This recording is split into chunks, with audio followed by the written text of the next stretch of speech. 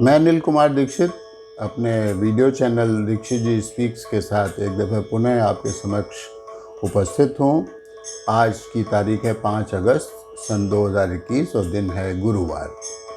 आज के कार्यक्रम में मैं अपने सभी श्रोताओं और दर्शकों का स्वागत करता हूँ, उन्हें नमस्कार करता हूँ। आप सभी से निवेदन है कि श्रीमद् भागवत कथा के इन वीडियोस को अधिक से अधिक लोगों के साथ शेयर करें और सब्सक्राइब करें, और यदि वीडियोस अच्छे लग रहे हैं तो उनको आप शेयर भी करें और लाइक भी करें। भक्ति श्रृंखला के अंतर्गत हम लोग अभी तक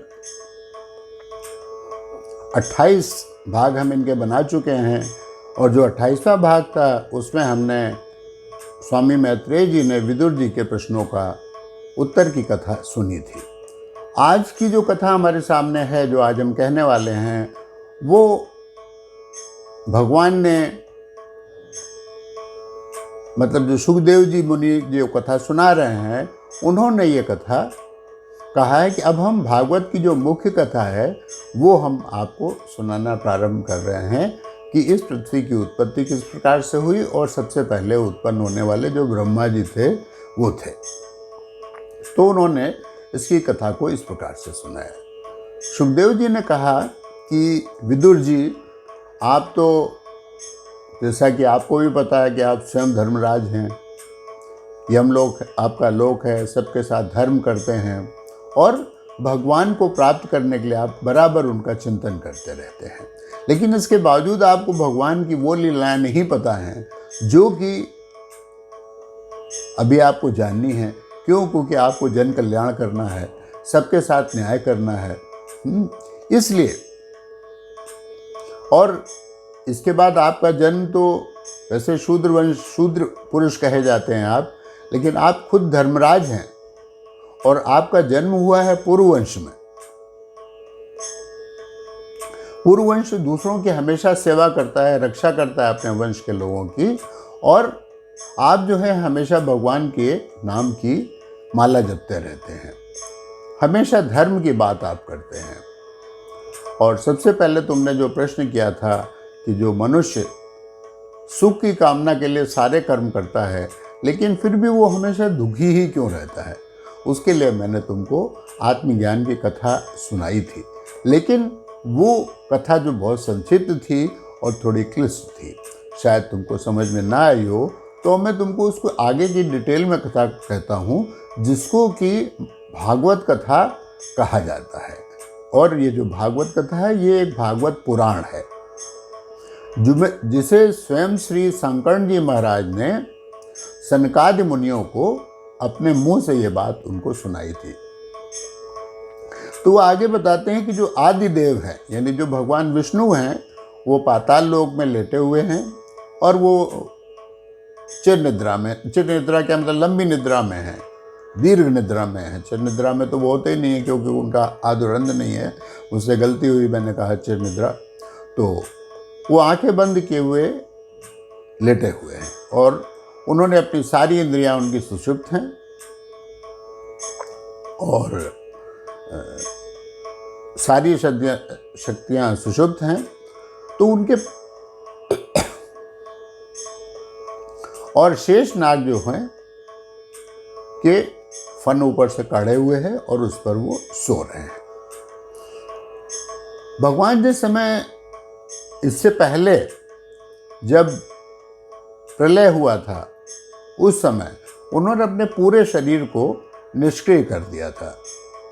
उन्होंने खाली अपनी जो ज्ञान चक्षु थे उनको खोले रखा था और उनको ये आदेश दिया था कि जब दोबारा सृष्टि की रचना हो तो तुम मुझे अपनी निद्रा से जगाना।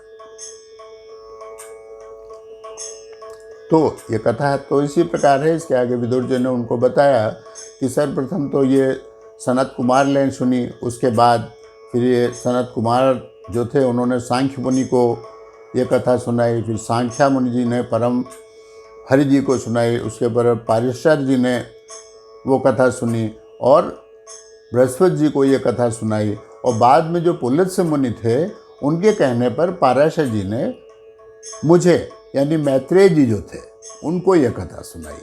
और मैत्रेय जी से ये कथा जो है सुखदेव जी के कानों में पड़ी, क्योंकि ये पूरी कथा सुखदेव जी यहाँ सुना रहे हैं। लेकिन बीच बीच में वो जैसे जैसे संदर्भ आता है उसी हिसाब से कहा जाता है कि ये मैत्रेय जी ने यहाँ कहा। लेकिन मूल रूप से आप इसको ये समझिए कि इसमें इस कथा को सुखदेव जी महाराज परीक्षित को सुना रहे हैं, जिस समय वो अनशन पर बैठे हैं उस समय। तो जिस समय सृष्टि नहीं थी उस समय चारों ओर जल ही जल था, सब तरफ जल ही जल था। और कहीं पाताल लोक में शेषनाग की शैया पर भगवान लेटे हुए थे और वो योग निद्रा में थे। जिस समय वो योग निद्रा में थे तो उन्होंने अपनी जो काल शक्ति है उसको जागृत रखा था और उसको आदेश दे रखा था कि जब दोबारा से सृष्टि की रचना होनी हो उसका ये समय है। उन्होंने उसको बता दिया था, उस समय तुम मुझको जागृत करना।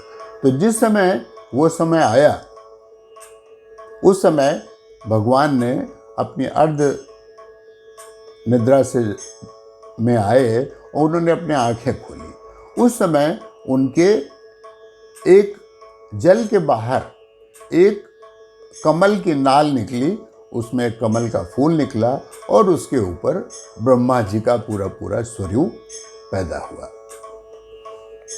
अब ब्रह्मा जी का स्वरूप जब सामने आया तो सामने तो कुछ उनको दिखाई नहीं दे रहा था, जल ही जल था, दूर दूर तक जल ही जल था और अंधेरा था, हल्का सा अंधेरा था, झुटपुटा जैसा था। तो उनको चारों ओर, तो उन्होंने उनका सर जो था घूम रहा था, जैसे कि बेरिंग पे घूम रहा हो, जैसा कि शास्त्रों में लिखा है। तो उन्होंने अपने सर को चारों ओर घुमाया।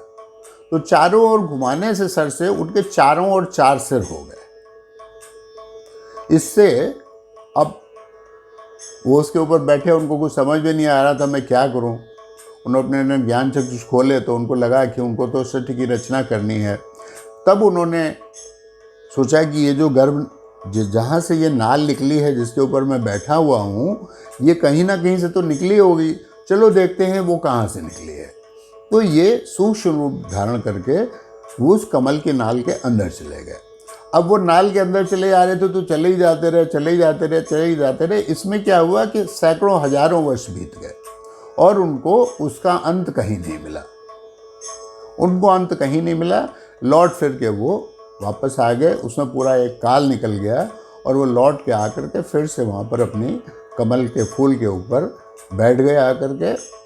और उसके बाद उन्होंने अपना ध्यान लगाया भगवान में, क्योंकि उनको भगवान का जैसे ही योगेश्वर का उन्होंने ध्यान किया तो उन्होंने देखा जब आंखें बंद करके, तो उनको लगा कि जैसे कि उनके अंदर एक बहुत ही जल के बीच में एक जो कमल की नाल है, उस नाल से बना हुआ एक शैया है और जो शैया है उसके ऊपर भगवान लेटे हुए हैं और वो शैया का जो सिरा है वो उनके सिर के ऊपर है और वो सिर के ऊपर जो सिरा है वो उसमें 1000 फनों वाला सांप है कोई, जिसकी आंखें जोर से चमक रही हैं।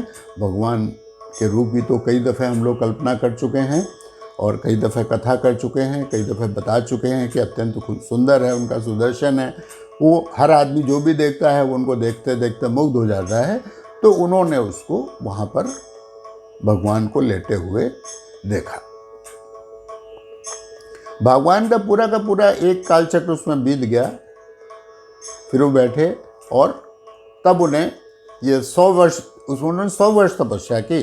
तब उनको ये ज्ञान प्राप्त हुआ कि जिस चीज़ को वो दुनिया भर में ढूंढ रहे थे वो तो उनके हृदय में ही मौजूद है। उनको लगा कि अब धीरे धीरे अंधेरा कट रहा है और धीरे धीरे जब उनका कमल से रोशनी निकलनी शुरू हुई और उस रोशनी से जो पूरा जल था चारों ओर बहुत खूबसूरत तरीके से चमकने लगा। भगवान भी उनको बहुत देखने में सुंदर लग रहे थे। शेषनाग का शरीर ऐसा लग रहा था जैसे कि कोई पर्वत हो और भगवान उस पे ऊपर इस तरह से लेटे हुए थे जैसे कि पर्वतों के ऊपर बर्फ़ जमी हो और उनके ऊपर तेज़ धूप पड़ रही हो। इस प्रकार से वो सुंदर दृश्य उन्होंने देखा। तो हम आज की कथा को आप यहीं तक बताते हैं। आगे की कथा का जो भी सार है वो कल हम बताएंगे। अभी कथा तो बहुत लंबी है, अभी तो बहुत दिनों तक चलेगी है, इसके बहुत सारे एपिसोड्स बनेंगे तो आज तक की कथा को हम यहीं पर विराम देते हैं। जो कल की कथा होगी उसमें मैं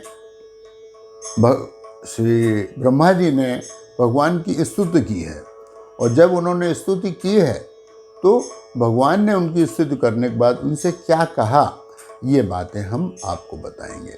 तो हम आज की कथा को यहीं पर समाप्त करते हैं।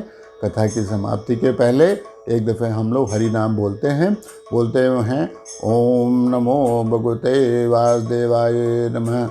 हरि ओम तत्सत, हरि ओम तत्सत, हरि ओम तत्सत। इस तरह ये जो मंत्र हैं इनका आप जाप भी कर सकते हैं, इसको कीर्तन के रूप में भी गा करके कीर्तन का लाभ उठा सकते हैं। भगवान ने इसी कथा में लिखा है कि कलयुग में कीर्तन का बहुत लाभ होगा, मन को बड़ो संतुष्टि मिलेगी। अगले वीडियो तक के लिए अब आप अनिल दीक्षित को इजाज़त दीजिए। अगर आपको वीडियो पसंद आया हो तो इन वीडियोस को अधिक से अधिक लोगों के साथ शेयर करें, सब्सक्राइब करें और लाइक करें। अपने कमेंट्स और सुझावों से आप हमको बराबर अवगत कराते रहें, जिससे कि हम आपके लिए अब से और भी अच्छे, बेहतर और अच्छे वीडियोस और इस तरह के अपने धर्म और शास्त्रों से जुड़े हुए या जो भी आपको इतिहास से जुड़े हुए, राजनीति से जुड़े हुए जिन विषयों पर भी आप चाहते हैं, हम आपको वीडियोस बना के दे सकें। तो ठीक है, अब फिर अगले वीडियो में मिलेंगे। तब तक के लिए गुड नाइट।